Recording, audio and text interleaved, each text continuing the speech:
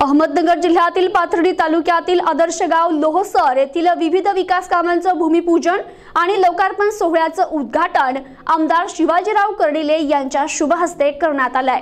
पाथर्डी तालुक्यातील आदर्श गाव लोहसर या ठिकाणी आमदार शिवाजीराव कर्डिले यांच्या विशेष प्रयत्नातून डीपीडीसी अंतर्गत लोहसर कमान ते खांडगाव रस्ता मजबूतीकरण आणि डांबरीकरण तसेच कालभैरवनाथ मंदिरासमोर सभामंडप बांधणं, तीर्थक्षेत्र विकास योजनेअंतर्गत भक्त निवास बांधणं, मुख्यमंत्री ग्राम सडक योजनेअंतर्गत लोहसर ते पवळवाडी रस्ता खडीकरण आणि डांबरीकरण करणं, 14 वित्त आयोगाअंतर्गत पूर्ण झालेली कामं हायमॅक्स आणि एलईडी दिवे बसवणं, सार्वजनिक स्वच्छता गृह बांधणं, जनसुविधा योजनेअंतर्गत स्मशानभूमी विकास करणं, लोहसर बस थांबा प्रवासी शेड उभारणं अशा 3.5 कोटी रुपयांच्या विविध विकास कामांच्या लोकार्पण सोहळ्याचं उद्घाटन आमदार शिवाजीराव कर्डिले यांच्या हस्ते झालंय। यावेळी माजी सभापती तथा सरपंच बाळासाहेब अकोलकर, मिरी तिसगाव प्रादेशिक नळ योजनेचे अध्यक्ष एकनाथ अटकर, वृद्धेश्वर देवस्थानचे अध्यक्ष सुधाकर पालवे, माजी सभापती मिर्झाजी मणियार, अखिल भारतीय सरपंच परिषदेचे अहमदनगर जिल्हाध्यक्ष तथा आदर्श गाव लोहसरचे सरपंच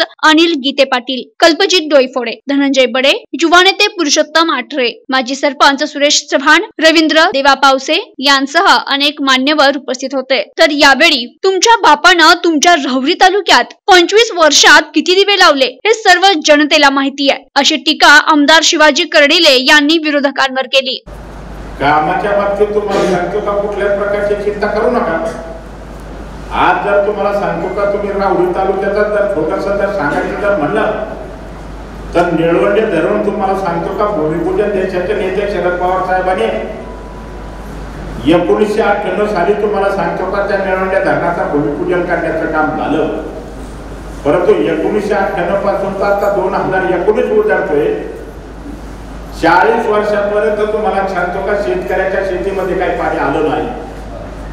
परंतु राज्यामध्ये सरकार आल्यानंतर 102 कोटी रुपयाचा निधी निळवंडे धरणाच्या कॅनलला उपलब्ध केला आणि उद्या तुम्हाला सांगतो का राज्याचे जलसंपदा मंत्री गिरीश महाजन साहेबांच्या हस्ते भूमिपूजन करून तेल पासून आपण हेडपर्यंत काम सुरू करतो आणि 1 वर्षामध्ये राहुरी आपल्या नुसत्या मतदारसंघाच्या 23 गावाला निळवंडे धरणाचं पाणी देण्याचं काम करतो होणार आहे आणि मग तिथंच त्याचं उत्तर मिळण्याचं काम होणार आहे। म्हणून एकनाथला सांगतो का आता आपण घासात आणून काही बोलायची गरज नाही आणि जे काही ना कारण असताना एखाद्याचं नाव घेऊन एखाद्याला मोठं करण्याच्या भांडणात पडू नका। आता मी 25 वर्षापासून आमदार आहे, माझ्यावर बोलण्याची टीका करायची तेवढी स्वतःची तर लायकी तेवढी पाहिजे। तुमच्या बापाला सुद्धा त्याचा अधिकार नाही। तुमच्या बापाने तुमच्या राहुरी तालुक्यामध्ये 25 वर्षात काय दिवे लावले जी राहुरीकर जनता माहिती आहे। जो कारखाना तुम्हाला सांगतो का 300 कोटी रुपयामध्ये बंद पडला होता, चालू होऊ शकत नव्हता, तो कारखाना तुम्हाला सांगतो का सूर्यविख्यांना सुद्धा माहिती आहे। केवळ आणि केवळ माझ्यामुळे कारखाना चालू झाला म्हणून कुठेतरी कर्मचारी असतील, शेतकरी असतील, कामगार असतील, तुमच्याकडे चालक असतील, त्यांना न्याय मिळण्याचं काम झालेलं आहे। त्याच्यामुळे तुम्हाला सांगतो का आता सांगितलं का आता किती वेळा आपण पाहतो, माझा त्याग काय तुम्हाला सांगतो का फक्त आता निवडणूक आणि अपुरता नसतो।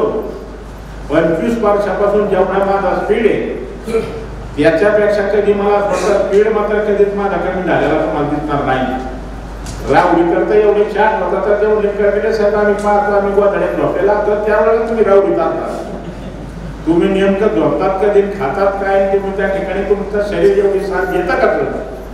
नक्कीच कुठेतरी आयुर्वेदिक औषधवाला असेल, काहीतरी तुम्हाला आयुर्वेदिक मुळे दिलेले असेल, असं सुद्धा लोक चर्चा करण्याचं काम करतात। काही गोष्टी करू शकलो असतो, मला याच्यात कुठल्या प्रकारचं राजकारण करायचं नाही, मला एकच करायचं का पशुधन वाचलं पाहिजे, पण लोकांना आधार मिळाला पाहिजे, एवढ्या डोक्यात हेतू घेऊन करण्याचं काम आपण करतोय। जसं आता ह्या दोन्ही मंडळींनी सांगितलं का जनावराला छावण्या पाहिजे, जनावर जगण्यासाठी पाहिजे का कोणासाठी पाहिजे याचा हेतू तुमच्या सगळ्या लक्षात आला।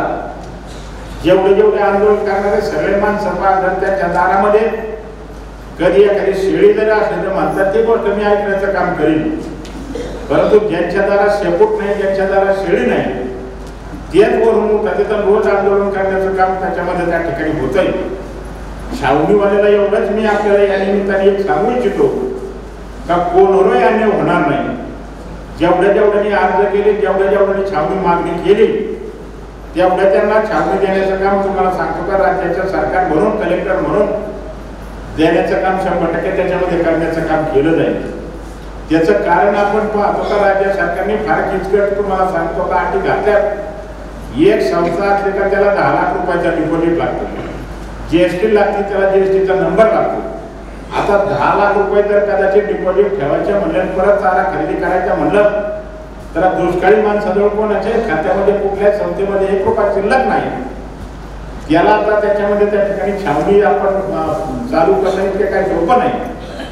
या प्रसंगी सरपंच मच्छिंद्र सावंत, चेअरमन रावसाहेब वांढेकर, उपसरपंच प्रदीप टेमकर, उपसरपंच गोरक्ष गीते, सरपंच सचिन शिंदे, युवा नेते राजेंद्र गीते यांसह परिसरातील गावचे सरपंच, उपसरपंच, चेअरमन, व्हाईस चेअरमन आणि ग्रामस्थ उपस्थित होते.